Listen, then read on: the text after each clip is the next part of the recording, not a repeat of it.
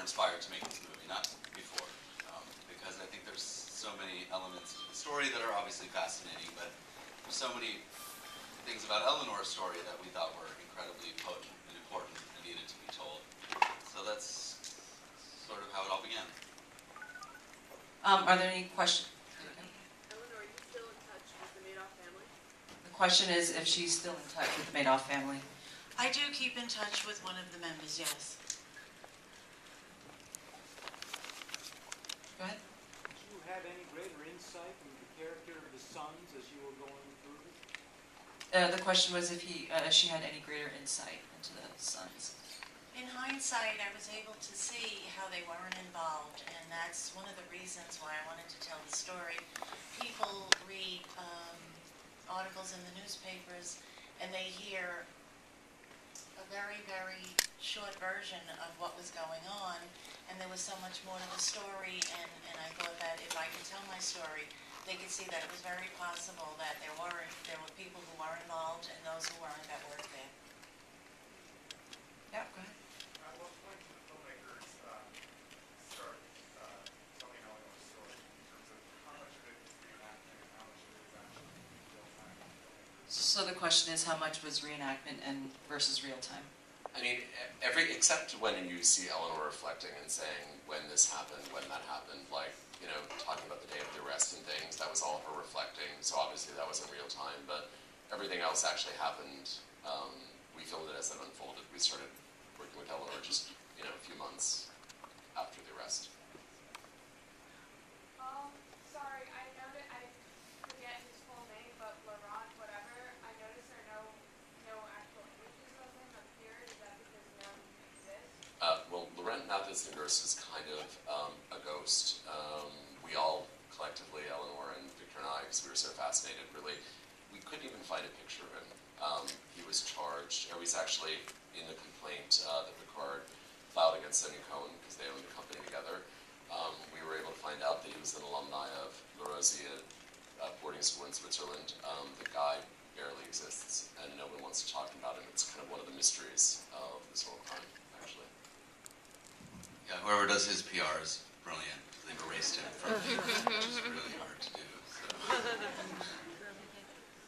I also, the second part, how did Jeffrey Tower, how do you think he avoided being placed on the Forbes top 100 if he was clearly in the top 100? Well, he was a tax shelter expert since the early 80s, and avoiding, as well as a lawyer, and I think tax avoidance was part of his genius. So I think after watching this, you know he's probably a very clever guy. Dodging Forbes is probably not the smartest or the hardest thing he did. And he clearly did it for quite some time because he's had a lot of money for a very long time. And that's a very good question. Exactly. So when you say in all this, Eleanor, that you never met Jeffrey Tower and that Tower was probably the mastermind behind this? That's my impression after all the research that we did. I did know his wife, but I had never met Jeffrey. Was he about to be indicted based on this? No, I don't know, he wasn't. That's a loaded question. She asked, was about to kill, indicted when he killed Well, himself. yeah, I mean, there were obviously, if you, the original complaints against him to recover the money, those were civil complaints, so there were a lot of charges. Clearly, you know, the FBI was working on building a case, but with him being dead, you know, criminal charges were sort of pointless. So I don't think they were close enough, actually, to get an indictment, but it certainly was in the process. Oh, absolutely. And he had a lot of money and a lot of lawyers kind of defend him and protect him as long as they could. Let's take that one in there. As you've been questioning people throughout this whole process, have people been relatively receptive to answering your inquiries, or do you find you have to work your way into getting them to open up about records or their past or their So the question is whether or not people have been open to answering your questions. Are you talking about the employees? everybody, employees, past bankers? No, it was a very difficult process to get anyone to cooperate with us. I think a lot of people, particularly employees, a lot of people, I mean, that was one of the things that was fascinating to us about Eleanor. Most of the employees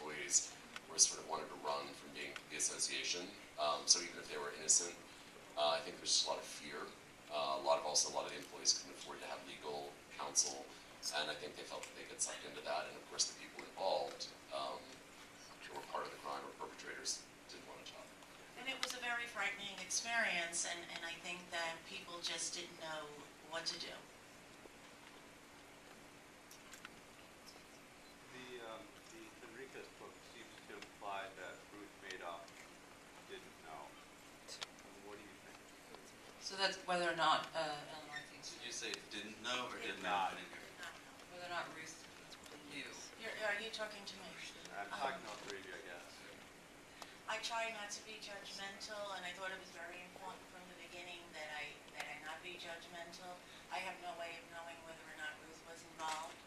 I do believe that that Ruth did harm to her children by sticking with Bernie at the end, and that's always made me angry. I mean, I guess the other comment about Ruth is that she did know at some point, we know that for certain, about his crime, and prior to his arrest, she saw in the film, Ruth drew $10 million that she knew wasn't her money in order to protect herself.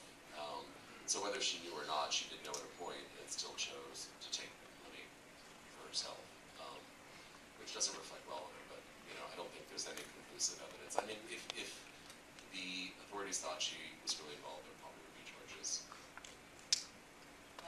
Right there? Did you attempt to try to interview Ruth? No. How come? Anything? I think we were really looking to find the truth, and we were looking to find people who were objective. And I think that as interesting as it would be to sit down with Ruth, there were other people we thought would get us closer to what really happened. How'd you, Eleanor, how'd you get the authorities to trust you? How did she get the authorities to Oh, trust her? from the very beginning, they knew by my compensation at work, and they just told me from the beginning that I wasn't, accessory.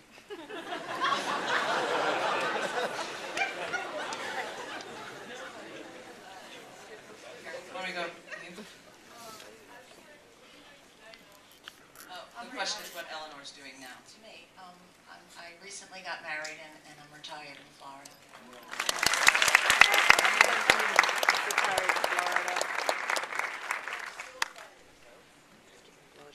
Go ahead. I don't have a question. I just wanted to say, you said earlier that most of the employees were afraid to speak up. It would have been easy for you to do that too, so thank you for not doing that. Thank you.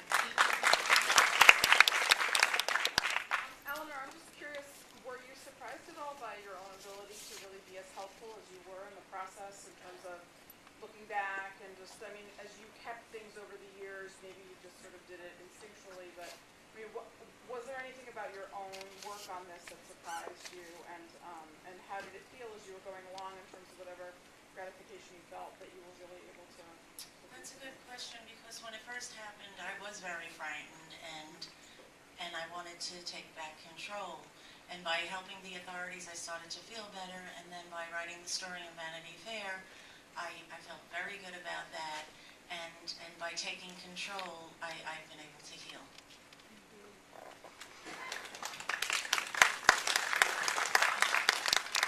Right there? Do you give Mrs. Mayoff the plain bill of health that clearly Bernie Madoff was not the person he seemed to be? She lived in a very long period of time. She had enormous amounts of money. She took money out just about the time he was arrested. What do you feel about that?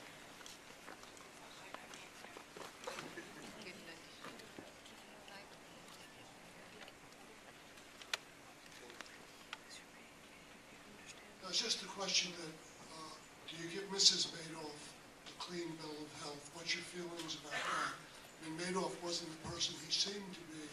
She certainly was one of the people who was closest to him. Did he fool her also? I believe it's a strong possibility, yes. Can I ask you this? You were with the family for 25 years. You say by your own statement in the film, they were like your family. Yes. These people were like your family. Do you think in terms of the kind of relationships that you had, the close relationship with Mrs. Madoff and your sons, that even in the best of circumstances, you really should be judging whether they're guilty or not. Don't you think your personal feelings about your closeness to them in some way colors all of your conclusions?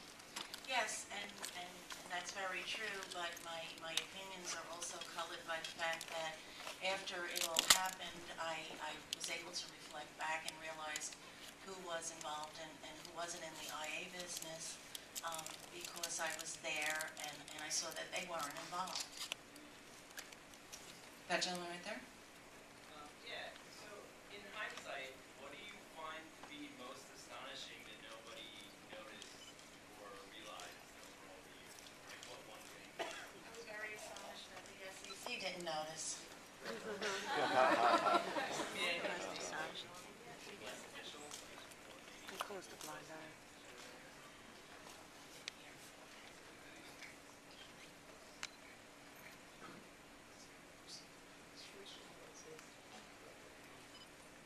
You want to know what I found surprising out of all of this? Is that what you're asking me?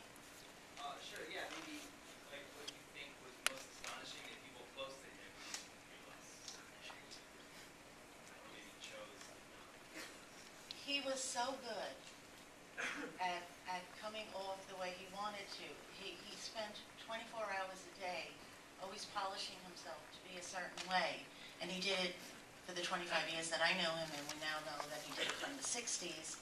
He was that good. And he didn't just fool a few people, he fooled everyone. Well, almost everyone. Okay, so I think we have time for one last question. You over there? Yeah, I was curious to know whether Eleanor had any of her savings or retirement funds made up. No, there were no retirement funds controlled by Bernie for the employees, and I didn't have savings at the time, no.